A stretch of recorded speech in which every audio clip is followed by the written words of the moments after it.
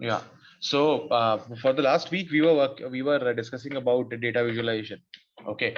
So so to continue with that lecture, or to continue with data visualization, we started with Matplotlib, which is the most fundamental plotting library, and on top of which every other data visualization library is built upon. Okay. Next, after Matplotlib, we looked at Seaborn, right? And we looked at different kinds of plot, heat maps, joint plots, box plot, volume plot, strip plots, multiple types of plot, multiple types of uh, ways of styling and decorating our plot. Right now, we are looking at the third part of data visualization, which is the pandas built-in data visualization. Right. So we have already discussed about pandas library. So there is a very nice thing about pandas that it comes with the inbuilt visualization capabilities also. Okay, so once I'm reading my data, manipulating my data using pandas, then by just using pandas only, I can do plotting and visualizing of my features or the columns. Okay, so this is in this lecture. In today's lecture, we'll be looking at data visualization in pandas.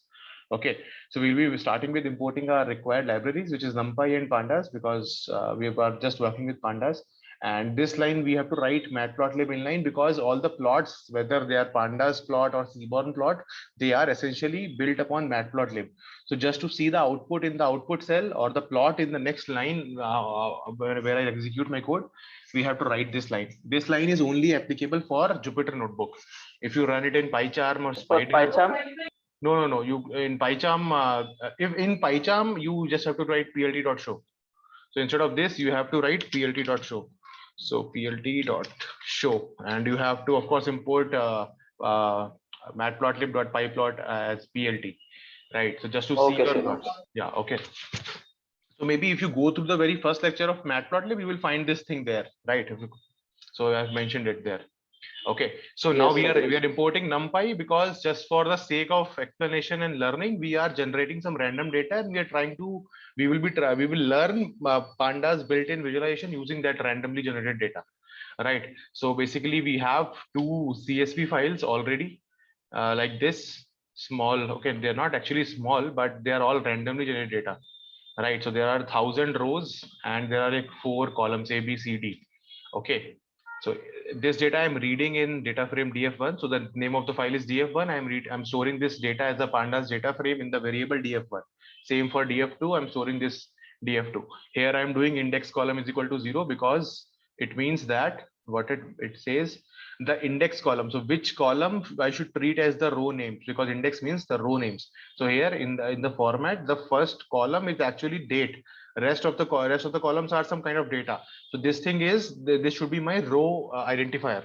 Okay, so on this date, second day, third day, fourth date, like this. So I'm treating this column, complete column, date column, as my row index. Okay, or just index. So we address each row by calling index. Okay, they are called index and they are called columns. Columns are called columns. Okay. df2 has no such thing. Let's check df2 also. df2 is here, right? So it's a limited data frame or CSV file. The rows are limited, and there is no index column as such. There are just 4 columns, and in this I have actually 5 columns. So first column is named nothing, because it is date only. So I could write rate date over here, but it's fine. All right. Next, yeah. So if you can look at the top 5 rows of any data frame by using just calling the head command, or you can pass the number of rows you want to see also. By default, it is 5 rows. So this is my data looks like my rows, and these are my 4 of my columns, right? Next is we have previously looked at like style sheets or which styles to use, right? So basically, it has style. If you have worked on websites, then HTML and CSS, then you must be knowing of the style sheets there, which I can just CSS cascaded style sheets, which I can just import, and this thing will apply to all of my web pages of the complete website. So it's this style sheet is like a theme. So if you have made any PowerPoint presentation, you want certain theme to be applied to your complete presentation, you can choose any theme or any styling sheet. So it's kind of that only. So you can look at the example here, right? It's kind of the old version, but you can go for the latest version over here. right? So you can just use plt.style.use, and then inside the brackets you can pass any kind of style sheet name that you want to use. Okay, so it has like plot bmh. These are the names of the sheet. These are names that you can provide: plot bmh, or plot 538, plot ggplot, or like that. So ggplot is from R programming or R studio. Okay, so presently it is, I think, ggplot2 is being applied. Yeah, ggplot2 is in use. So that's why this kind of plot, the appearance, the red color and the gray background, and I have these grid in the background is all because of the style sheet that I'm using, right? So just to plot this particular column, a column of df1 data frame, I can just plot by using this df1 column dot hist. This will give me a histogram of this column, right? As simple as that. We don't need don't need to use sns dot dist plot or sns dot pair plot or anything like that. Directly from the data frame, I can just call hist. It will give me a histogram like this, right? So if I import this line and I'll do plt.style.use ggplot, so my styles will look like this, which are presently looking red only, right? So if I run it again, then maybe you will change the effect. But it's actually once the style is applied, so your all of the code, all of the plots are converted into the style by default. So it's very difficult. So if I run this now, yeah. So presently it is blue. This is the by default style of matplotlib, right? So if my plot is coming like this, I see that my data is centered around 0. So most of my values are between -1 and 1. So basically, because I am creating this random data set, it's a randomly generated data set. So that's why it's kind of normally distributed. It's centered around 0, and it's kind of symmetric also. Okay, probably it is generated by using that random.rand and function, which comes like give me values between some from a normal distribution. So if I use if I import the matplotlib.pyplot as plt, so I will be using this plt thing to actually change the figure size or apply a sheet, right? So whether I'm using Seaborn, whether I'm using matplotlib, or whether I'm using pandas inbuilt visualization, any kind of styling will be implemented by from the matplotlib functionality only. Okay, because underneath they all are matplotlib access, right? So if you see, if you plot this, it's a access subplot. And if you plot like this, see, it is saying matplotlib access. So I'm plotting using pandas, but inside underneath it's all matplotlib. If I run this now, it will look like this. So I have to run this line so that the style changes. Yeah, now the style changes to this thing because I have applied this kind of style, right? So if you want to change the cell to BMH and you plot the same thing, it will look like this. Okay, so it's a difference. The background is gray, but the foreground is blue. And here the grid is crossing over to the histogram, but here it is in the background. The grid is in the background, and here also it is in the background. Right. If you want some dark background, maybe for color vision persons like me, then you can use this dark background. So just you have to pass different names, and based on different names, you will get a different style of the plot, right? So maybe if you are working for maybe aircraft, or your client is in aviation, then if you're plotting something related to the cockpit, which the pilot might use, so then you can prefer this kind of a visualization or this kind of a style sheet. Okay, so next one is the style I'm using. So basically, I'm just plotting the same column, but I'm just changing the style. So I'm changing the style 538. So it looks like this, right? So my Y labels and X labels all are written in white. So it's kind of, I cannot even see, but it is written over here 50, 100, 150, it's all there. So, and ultimately you stick to ggplot, so it will be all red. Right. So next we'll look at what different kinds of plots we can we can make using just the pandas library. Right. So we'll look at area plots, then bar plots, density plots, histograms, line, scatter, bar. So basically we need to know about all of these plots, but based on our requirement and the data, we will be using only a few of them, right, as per the requirement. Right. So basically the fundamental method will be to like df.plot data frame dot plot, and you can just give the kind, what kind do you want to have, histogram, hex bin, kd, pie plot, whatever you want, right? And the other way will be like this, df2.plot and dot area. So like df2 dot plot will give you to the plotting functionality. Then inside plotting, what kind of plot you want, area plot, and alpha value is the transparency value. So if you plot this, you will get a graph like this. Okay, this is my graph.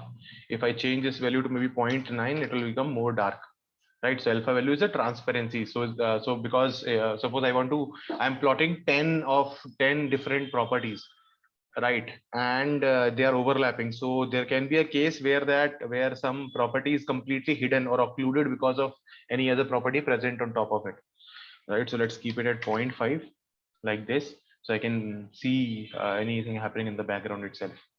Next, we have seen bar plots, right? So to plot bar plots, so for bar plots, we are using df2. So df2 dot plot dot bar. Then if I plot like this, it will give me for all the 4 columns, it will give me a range of values, right? So I have 9 rows, right? So my all my rows are here. For the 0 row, what is the value of A column? What is the value of B column, C column, D column? So ABCD is mentioned over here, right? What is the legend? So for all the rows 0, 1, 2, 3, 9, I have 9 rows, right? So if you plot maybe just over here, yeah. So 10, if I do 9, and if I do 10, it will not plot, right? So because there are only 9, if I do 11 also, it will not, it give me 9 because there are only 9 rows. Okay, so yeah. Or another way will be to check will be to like len, and I can check. Okay.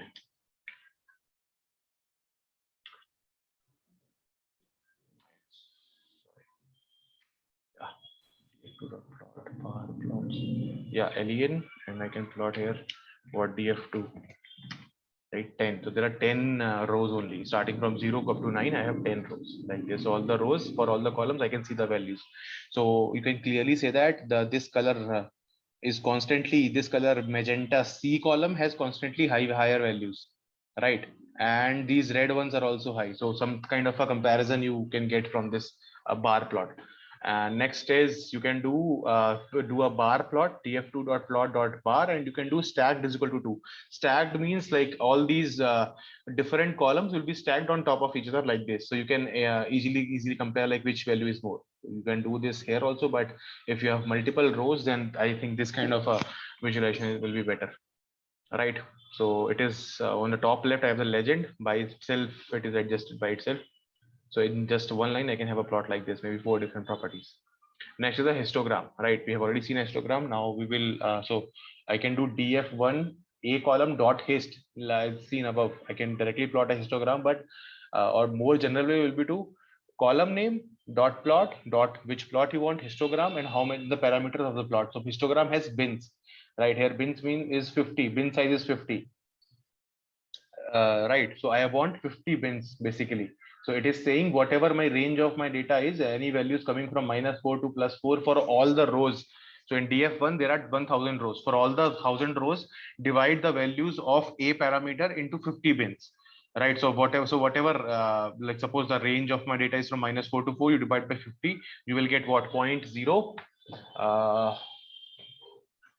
you will get 0.08, right? 0.08. So one bin is 0.08, the thickness is 0.08. So whatever value is, suppose whatever value is lying between, so if I decrease the size to 5, I'll get a plot like this. Okay, so whatever value is lying between -1 to 1, you all count will be counted here. All the values lying between -1 to 0 will be counted here, right? If I increase this value to maybe 10, I'll get a more distributed plot like this. If I increase further, I'll get to say 25, it will be like this. So this is what the thickness of each interval may look like, right? So this is how you are dividing your distribution into intervals, how many intervals you want, right? So suppose in your class you have 100 students and you want to divide their marks in the bins of 10.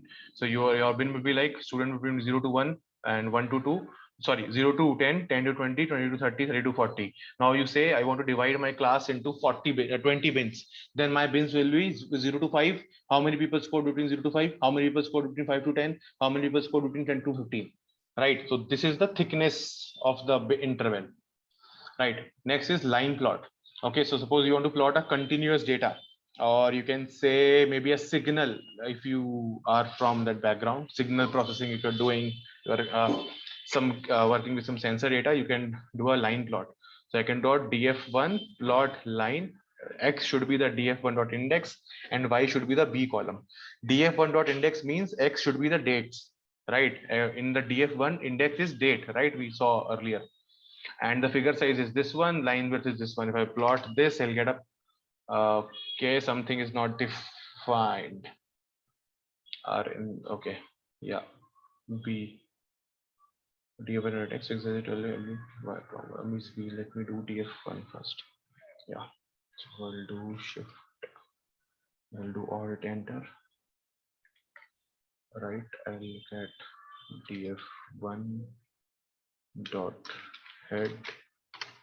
Yeah, it is like this. Now if I have to plot line, it is throwing an error, which is none of the index are in the columns.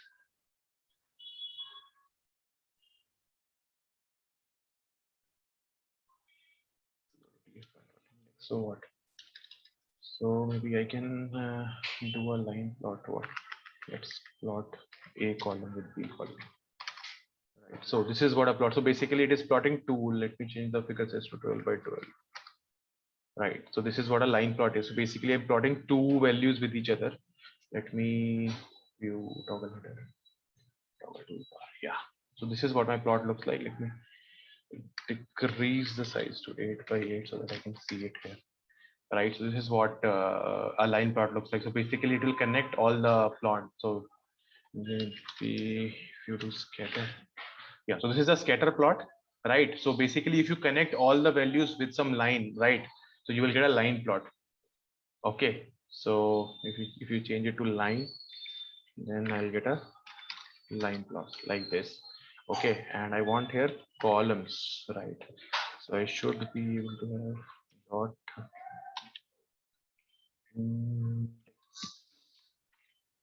run it. I'll again had the same error. So I think something has changed since the last time. We can maybe I will discuss this later once I sort this out. Okay, so until then, this is a line plot for you. Okay, basically line plot is scatter plots and where all the dots are connected in using straight lines, right? So it's a scatter plot, same thing which we did above. Plot df1 dot plot scatter of A with respect to A column with respect to B column, right? So my A is this, and if you go above, you will find what is the value of for any point. For this particular point, the A value is this and the B value is this, right? For all the 1,000, so these are 1,000 dots over here. Okay. So next is one more very beautiful use of visualization is that presently in this plot, I am only plotting 2-dimensional data, right? So for any point, if I pick, I can know only 2 things. What is the A value? What is the B value? What is the A feature value? What is the B feature value? If it is a student, then what are the marks or what are the attendance? Any 2 parameters I can know based on this plot. But there is something in matplotlib, or you can say in pandas, that where you can uh, give a third parameter called the color.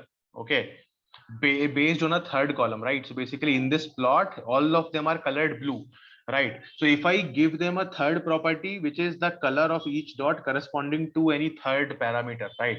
So based also this can be height and weight of student, and the color of the is the shade of black based on their marks in mathematics. If the shade is whitish, close to whitish, that means less marks, and the more gray or more dark is the color, that means more marks in mathematics. So basically in just 2-dimensional plot, I am able to visualize 3-dimensional data. Okay, this is shown over here. So I will plot df1 dot plot scatter A column with B column, and the C value should be the C column. So basically all the points, the color will map to the third column value or third feature value, right? So basically for any point you can get A and B, and based on the color you can get what is the C value or third feature value of this particular data point, right? So this in this 2D graph I'm getting 3-dimensional information. So that is why data visualization becomes important, because it helps you to visualize multi-dimensional data in a 2D way, because what we perceive, what we see is 2D, right? Your book is 2D, your mobile phone screen is 2D, right? When we talk about So you can find out who in a class or in a group of people who is taller, who is shorter, because you are observing them in 2D, right? So if you observe all of the people from top, you cannot tell who is taller, who is shorter, right? So if you are from the top view, if you are looking at a crowd of people, you cannot tell who is tall, who is short, because you cannot see the Z height parameter of each person. So it all depends on the perspective, you can say, or the way you are looking at things, right? So visualization gives us a different way. So one way is to give a different color to each data point. So these questions can be easily asked in any of the interview. Suppose, so I have a data which have 4 parameters. How can you visualize that? All parameters. So you can say histogram, bar plot, pie plot, but he will say, I want to see 4 parameters, not just 1 or 2 parameters, right? Histogram can be used to plot only one parameter. You cannot showcase 2 parameters in just one histogram, right? So same next property is size. So these scatter, one thing is the xy location or the location of each dot. So the second thing is the color of the dot. Third thing is the circle, the size of the dot, right? So if I plot in the same plot, plotter scatter a with respect to b, and you give s for size of the dot should be equal to c times 200, like some constant, because if c value is very small, close to 0 and 1, we will not be able to see the point itself. So we are just scaling that size by something. So whatever the value of C column is there corresponding to that row, you multiply that by 200. So this is what my plot looks like, right? So now I can also pass certain, C should be my D if it has a D, right? So D is not there, it should be capital D. Yeah, like this. Okay, so I'm getting on just grayscale. Maybe I can do it. C map should be cool bomb, right? So are you able to guess, right? So let me just try to explain this one. Maybe let me do fig size a bit bigger, right? Maybe 10 by 10 is too big. Yeah, it's fine, I guess. So for this is a plot where I'm able to visualize 4 parameters. The complete data frame df1 is being visualized over here. For any circle in this plot, I can see what is the a value, what is the b value, and based on the color, I can see what is the d value, based on the color, and based on the size, I can see what is the c value, right? So this is bigger, this is smaller. That means the c column is bigger for this one, and for this it is smaller, right? And the darker means it is more towards that. So the d column value is higher for this value than this thing. So I'm able to visualize 4 dimensions of data in just 2D. Now I just want to pass CMap because it is boring. The color is boring. So I'll just maybe cool war. Yeah. So it's kind of a rainbowish thing. This is what my plot now looks like. Maybe change it to 7 by 7 so that you can see in our screens if you are on a mobile. Yeah, like this. Okay. So I'm able to visualize 4 dimensions of the data in just one plot.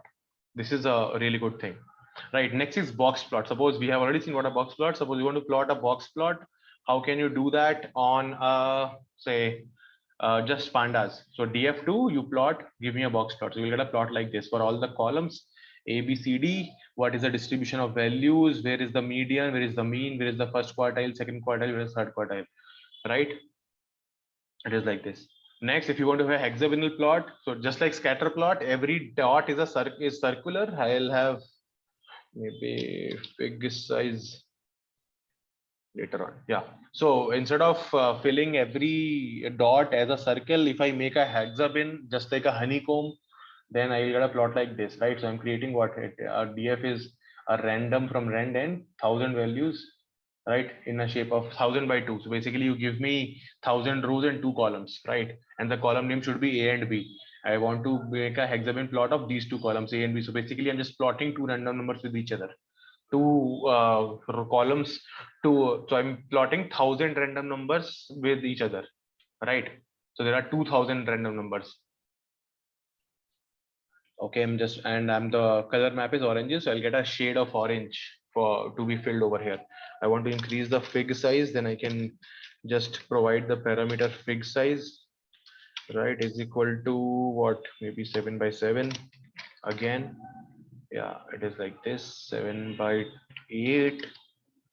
Yeah, it is like this. Okay, yes, I can also provide grid size. So grid size is like if I make it 10, my hexagon size will increase. Yeah, like this. So basically grid size is like how each hexagon, how big you want it to be, because hexagon is needs to be symmetrical, right? So if I do it 7 by 7, so it provides its very ground level of control. Maybe make it 20. It looks like this. Now it is looking good. Okay. So the higher the more orange the color is, the dark orange color is, when that means the higher the value for that particular column, right? The random number is higher. Okay, so correct.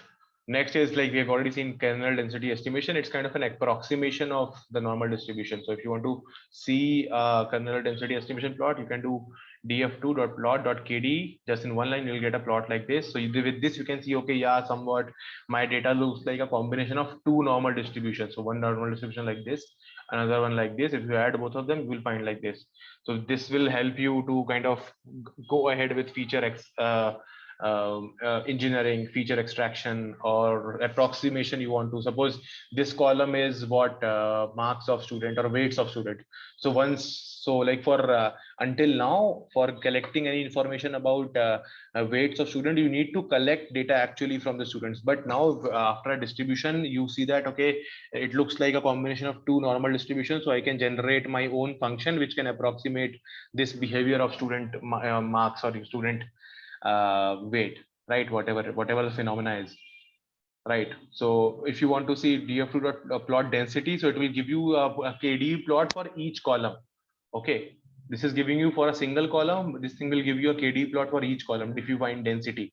So you can get an approximation how my columns are distributed, right? So this blue one means the B column is kind of normally distributed only, and the rest of the three looks like a combination of two closely normal distributions, right? Because their peak is like this and the shape is almost symmetrical. So basically, if you remove this part, this will kind of follow a normal distribution. All right, so this is what I had to discuss with respect to this built-in data visualization with pandas. Okay, I have an exercise for this too. Please, this is our last chapter for data visualization. From now on, from the next class, we will be delving into some real-time case studies, basically some data visualization, data exploratory data analysis using pandas, numpy, and just plotting libraries, right? After that case study is done, then we will start with the machine learning part of the course. Okay, from scratch, we'll look at what are different algorithms, what is the approach of to how to approach any problem in a machine learning way, what are the steps involved, and what is the math behind what kind of algorithm to use, when, which technique to use, all that we will look at, right? So also, like for tackling any machine learning project or any machine learning problem, we need to know data analytics like NumPy and Pandas and data visualization, right? So all these will combine and form data exploration, which is the most important part. Okay, so figuring out which features to use, which column to use, and how my data looks like, what approximations I can make. This is the majority of the work, hard work. Next is the model building, which is machine learning, which Python has made so easy. Like we can build a model in just 3 or 4 lines of code, right? But we need to know the mathematics behind which kind of technique to be used when, right? On what parameters. So given my data, what technique should I use, right? This all we learn from in the next half of the course. Okay, so there is an exercise where like basically you just have to keep following the questions and try to answer that. So you have to get a plot like this. So it is a scatter plot between P column and A column. You have to define the figure size. So like width is more, height is less. Maybe it is 8 by 2 or something. Okay, then you have to get the histogram frequency. So like it's histogram only, right? Next, you have to have a histogram of some other column and you change the style. So this is in blue color. The style is different. Here the style is different, right? So here you have to get a box plot of A and B column, right? And you have to create a KDE plot of the D column. So just you have to do what DF, whatever DF, D column dot plot dot KDE and bracket open bracket close like this. Now you have to change the line style or line width, all that you have to change, right? Here you have to do a area plot, right? And here you have to again do a area plot, and there is, you have to maybe like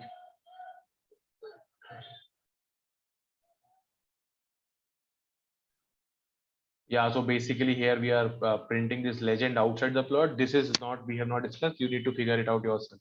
So basically, it is just an exercise to let you guys think on your own and search Google more efficiently. Okay. Yeah, that's it. If you have tried anything on your part till now, you need time to exercise. I would recommend, like, please start working on the projects, start working on the exercises. Right from here on, from the next class, I think things will, like, the gears will be in the fourth gear or so, like that. We have already covered 3/4 of the course, the major portion, which is the 1/4 of the course actually, but it will take around the time equal to the around a month, which is machine learning. Not, if not a month, then probably it will take around 20 days. Okay.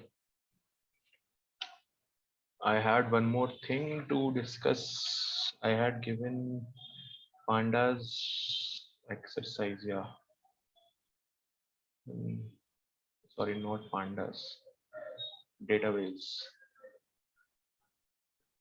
Yeah, exercises, and we were discussing maybe about the Titanic school. Yeah, right. So, guys, if you have any questions, you can ask. Chaitanya is also here. Guys, first of all, tell me honestly, how many of you are looking at these notes like at home after the class? Are you going through the notes? Are you trying exercises? Yeah, Are you getting Yes, tips? yeah, sir. I But have. Yeah. but in PyCharm it is a bit On different Seaborn, compared I to. was finding it difficult. Sorry, guys, I'm not able to hear you. Please, can speak one by one. So, Anup, you were saying you were finding difficulty in Seaborn exercise. Hello. Hello. Am I audible? Hello.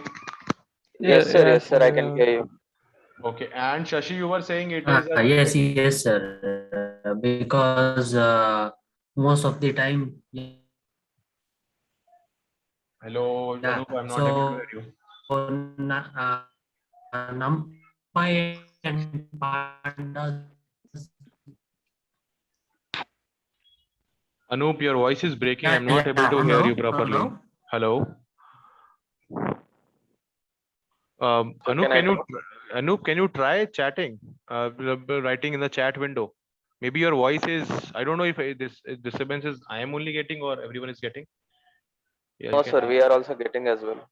Okay. So maybe like, Shashi, you were saying you find it difficult to do it in PyCharm. Yes, sir. But because I think it is because of my laptop as well. Because it is taking a lot of time to load the graphs, sir. I don't know. Sometimes it For is simple hanging plots upon also. me. For simple plots also it Yes. is. No, no, Oh, no. For multiple, if I run multiple plots, let's say I have an already code written in it, then I'm trying okay. to write. I copy this code and write it. Okay. It is So taking a lot of time. are you Sometimes, running? So basically, you are running this complete exercise in one go, or you are running it cell by cell? Because actually, first I tried it in one go, sir. Then uh, it actually totally froze the PC as well, totally. Then I started doing it in line and line. Then it was fine, sir. so But I actually, couldn't. But yeah, but I couldn't find the. Now you said no, sir. PLT.show. yeah. So that time I didn't know that, sir. So I was trying other things. Then I Okay. went on to YouTube and saw a few things. So the thing is now, this Jupyter notebook is like, so it's each cell is executable, but here in PyCharm you have to write complete script, like there are multiple lines of code, and all of them you can run only once, like together only, right? So Yes, sir. Yes, sir. for That is the problem. Many yeah. errors were coming.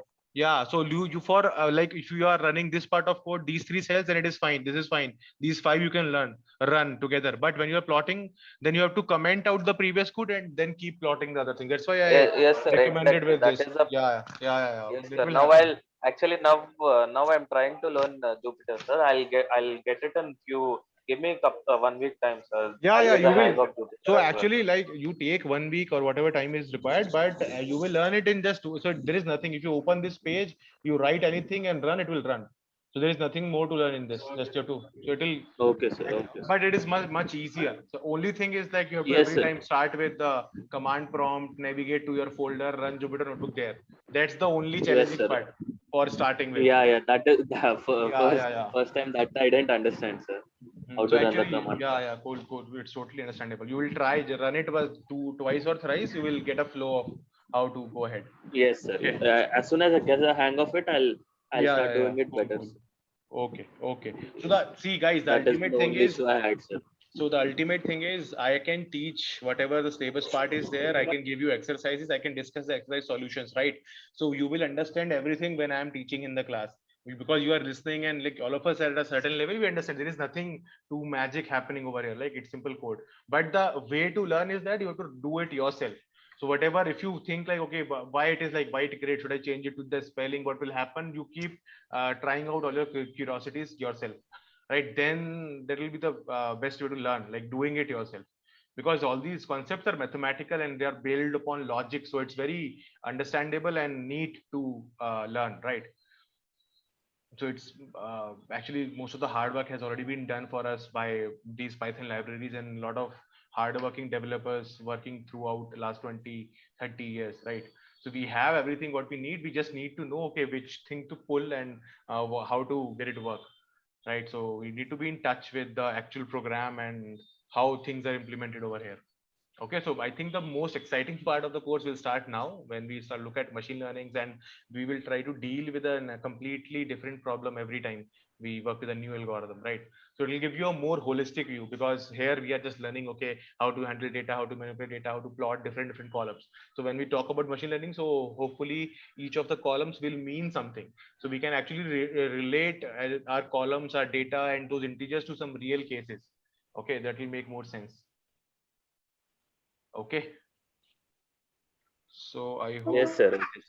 Yeah, okay. So I hope it is fine. We can stop here. You guys complete Matplotlib, Seaborn, and Pandas inbuilt visualization. There are just one exercise. If you can sit, you can do it all these exercises today itself. Also we have the weekend, and maybe from next class we can start with the machine learning part of the course. Okay. Yes. Chaitanya, Sir, fine when are now? we meeting again? Maybe like day after tomorrow, or like every alternate day we will try to meet. Unless Okay, sir. On Monday. So actually, I have to be out the next weekend. I'll be traveling, just like this Okay, weekend, sir. right? So Okay. maybe so if it is possible, we can take some continue 2-3 classes and then take a leave after that. Okay. So I'll ping you. Okay, sir. Probably today is Friday. We'll take next class on Sunday, right? Yes, sir. I'll just post Sir, in the try group. making it in the evening itself, sir. Anything after 6:30, I'll be available actually. So Okay. I'll be having matches. No, fine. Thank We'll you. take in the class evening Yeah. only. Okay. Okay, guys. Yes, sir. Yes. Yes, sir. Thank you, Okay. sir. Thank you, That's all. guys. Thank you. I'll see you. Bye bye. Thank you, sir. Good day, sir. Have a good You too. Good day. Bye bye.